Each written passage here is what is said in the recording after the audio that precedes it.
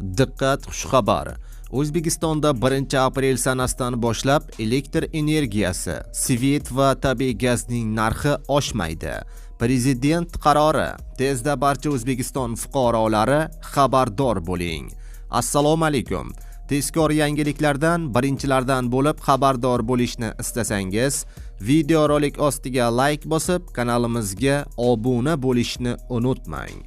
Like bosganlar video oxirida 15 ming so'm egasi bo'lasiz. Diqqat qiling, O'zbekistonda 1 aprel sanasidan boshlab elektr energiyasi va tabiiy gazning narxi oshmaydi.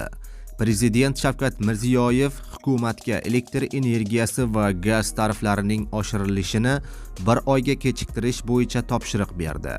Yangi tariflar 1 apreldan emas, 1 maydan kuchga kiradi, deyiladi xabarda. Hurmatli tomoshabinlar, video rolik ostiga like bosib, videoni yaqinlaringizga ham yuborib qo'ying.